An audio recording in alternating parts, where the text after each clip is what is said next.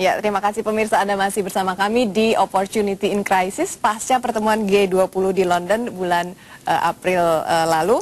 Dan pemirsa, benarkah bahwa tax haven ini tidak lagi didukung oleh negara-negara maju? Mbak Afi, selama ini kan perusahaan besar di negara maju, terutama para spekulan perusak pasar keuangan ini, mereka sangat menikmati tax haven, katakanlah di negara-negara yang melindungi penjara uang. Dan ada pernyataan dari Organization for Economic Cooperation and Development atau OECD ini yang meminta bahwa negara-negara tax haven ini dikucilkan dan bahkan diberikan sanksi kalau masih melakukan hal tersebut.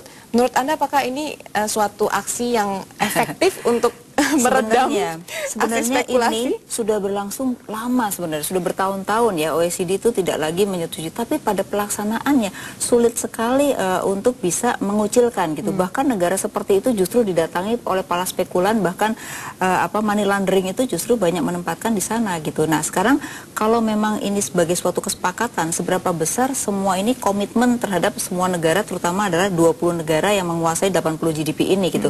Karena kalau tidak ada komitmen satu dengan yang lain, maka menurut saya masih akan tetap laku itu negara yang seperti itu gitu. Nah, ini artinya apa? Sudah bertahun-tahun pelaksanaannya belum, lalu apa sanksinya gitu. Dan menurut saya di sini juga belum jelas apa sanksinya. Berarti kalau dilihat dari track record tidak akan begitu efektif. Tidak efektif karena menurut saya ini akan lebih banyak yang bermain di sini dibandingkan yang non di sini gitu loh. Nah, itu juga maksud saya kalau ada kesepakatan itu harus ada aturan dunia yang disepakati dan ada sanksi dunia. Kalau enggak, Pak Riawan, Anda sependapat dengan Mbak Afi? Ya, saya suka sekali apa yang dikatakan Mbak Afi. Semua itu tergantung tujuannya. Cara itu tergantung tujuannya. Jadi tax havens ini ada 33 negara, 33 tempat di dunia ini yang melakukan hal-hal seperti ini. Dan yang paling kita takutkan adalah ketidaktransparan. Perusahaan-perusahaan yang namanya barrel stock ya segala macamnya, tidak jelas siapa pemiliknya dan memang sangat dirahasiakan. Nah, tapi yang relevan bagi kita adalah tax, kalau misalnya itu termasuk tax haven adalah negara tetangga kita. Iya, yang paling dekat. Nah, yang paling dekat. setuju. Ya, yang pada weekend itu banyak sekali eksekutif kita yang ada di sana dengan istri dan anaknya. Bahkan ada istilah weekend father gitu ya, Pak ya. Bapak-bapak yang kalau hari kerja di sini tapi weekend menemui anak dan istri. Betul. Nah, itu yang harus kita perhatikan sekali. Dan kembali kepada tujuan kita, jangan kita membeu seenaknya kepada apa yang ditetapkan oleh internasional. Jangan selalu berusaha menjadi good boy ya, for the sake of other people. Selama ini Indonesia memang sudah menjadi good boy, bukan begitu Pak Riawan? Iya, tapi good boy bukan kepada bangsa kita, good boy kepada bangsa orang lain. Satu misalnya, saya kasih contoh policy yang sangat populer adalah KYC. Ya. KYC diterapkan dengan buta misalnya. Itu bukannya katanya karena untuk mencegah terjadinya korupsi. Saya pikir korupsinya sudah terjadi. Dan pada saat uang-uang ini lari ke negara tetangga kita, itu dilakukan dengan sangat liberal, sangat bebas. Giliran mereka mau kembali, ada yang insaf juga kan. Masuknya tuh susah sekali karena KYC. Ya, bahkan orang yang mau insaf itu tidak punya jalan untuk mengembalikan uang-uang korupsi tadi kembali ke Indonesia. Padahal korupsinya kan di Indonesia dulu. Mbak Afi, kalau tidak, kalau Indonesia supaya Indonesia tidak terlalu menjadi good boy lagi dalam artian terlalu patuh pada peraturan yang ditetapkan oleh internasional, ini harus bagaimana kita? Ya, pertama adalah harus melihat kondisi di dalam negeri sendiri ya. Artinya kita lihat kondisi masyarakat kita, di mana masyarakat kita di sektor real itu masih sangat dibutuhkan ya. Lalu di sektor finansial, sejauh ini kan kita sudah menganut yang namanya devisa bebas misalnya. Nah, itu adalah aturan yang perlu ditinjau kembali karena ternyata devisa bebas itu waktu itu kita masuk pada letter of intent IMF itu tidak cocok lagi buat kita. Buktinya apa? Masa cadangan Indonesia cuma 60 miliar US. Malaysia yang negara kecil bisa 122 miliar US. Sekarang sudah jadi 50-an 100. Oke. Jadi artinya bahwa sebenarnya banyak kebijakan yang harusnya disesuaikan dengan kondisi di dalam sendiri supaya kita juga bisa mengontrol gitu. Sekarang nih kita tidak bisa mengontrol, bahkan fluktuasi rupiah kita tidak ada satu orang pun yang tahu rupiah kita itu pada level berapa. Tergantung bagaimana transaksi, baik itu transaksi jangka pendek atau hot money dan transaksi sektorial. Jadi tergantung sekali kita jadi saya sama orang lain. Indonesia harus melihat kembali yang menurut saya selama ini tahun 99 sampai 2003 itu banyak kebijakan yang kita didikte oleh itu harus diperbaiki. Saya rasa itu. Salah satu negara yang tadi kita sudah sebut-sebut itu Singapura yang dekat sekali dengan kita, dan kita tahu bahwa banyak sekali orang-orang yang atau harta konglomerat yang parkir di sana. Yang menarik begini, harusnya mereka mau masukin uang lagi Indonesia tapi nggak ada tax amnesty. Menurut saya penting. Dulu Thailand ketika Thaksin itu memberikan tax amnesty kepada pengusaha dalam negerinya, maka uang masuk ya. Di Malaysia waktu itu Pak, ringgit yang di luar Malaysia dalam waktu 3 bulan kalau nggak masuk dianggap tidak berlaku. Artinya apa? Banyak uang masuk. Mulai itu sistemnya baru diperbaiki gitu loh.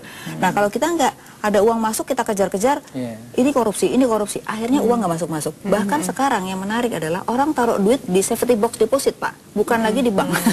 Karena takut diketahui berapa uangnya yang ada di bank gitu. Jadi ini kan artinya apa? Ingin membersihkan, tetapi akhirnya merusak tatanan ekonomi gitu. Pak Riawan, kalau dalam komunike ini sudah disebutkan bahwa tax haven ini akan tidak lagi didukung katakanlah oleh negara-negara maju. Apakah ini tax haven selama ini yang didukung oleh negara maju adalah suatu bukti bahwa memang sistem yang berlaku saat itu sudah bobrok begitu Pak Riawan?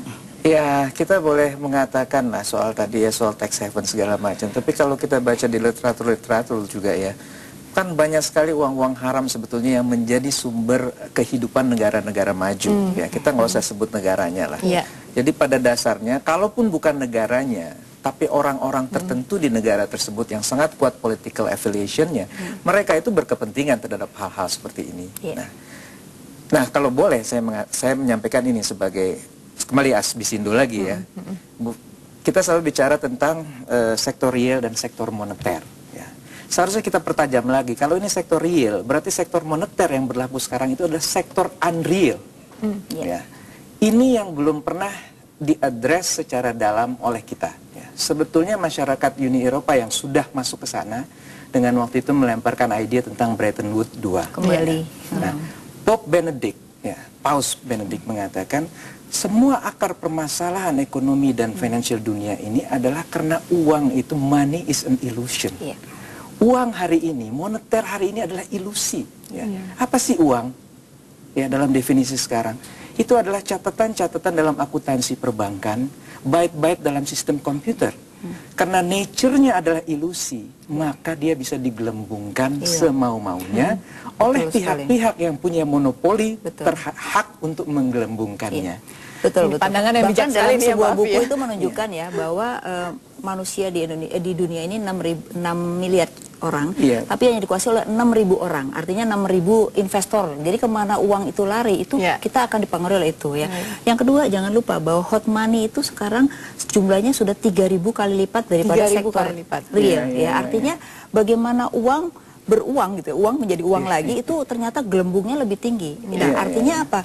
Apa underlyingnya kan? Kalau kita lihat sektor realnya 100, itunya 30.000 ya pasti nggak ada underlying, karena underlying dari financial harusnya ada di sektor real Pak.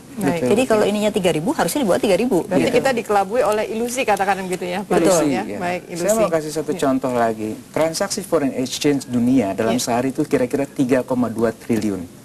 US dollar. Itu lebih besar daripada market capitalization dari turnover ya, daripada pasar modal seluruh dunia. Itu 90%-nya adalah mata uang satu negara tertentu, dan kemudian hanya 2,5% yang mencerminkan real ekspor import. Sisanya adalah murni derivatif dan spekulatif. Kita tahu manusia itu hidup dari sektor real, dari menanam kelapa, dari bercocok tanam, manufacture dan sebagainya. Tetapi yang mendapat keuntungan besar-besaran adalah orang yang bermain derivatif kelapa, orang yang bermain dengan spekulasi stok. Oleh karena itu pendapatan per kapita yang semakin tinggi seperti di Indonesia, ternyata ada jarak antara yang kaya dengan yang miskin. Tapi kelihatannya pendapatan per kapitanya naik gitu. Nah, itu terjadi di hampir seluruh dunia, Pak. Tapi distribusinya tidak ada, betul. Mbak Afi, kita mau masuk ke segmen ketiga, namun kita akan jeda pariwara dulu. Pemirsa, kami kembali dengan tentunya lebih banyak lagi diskusi di antara kami. Topiknya adalah negara maju akan mengawasi bankir. Mungkinkah hal ini terjadi? Jangan kemana-mana.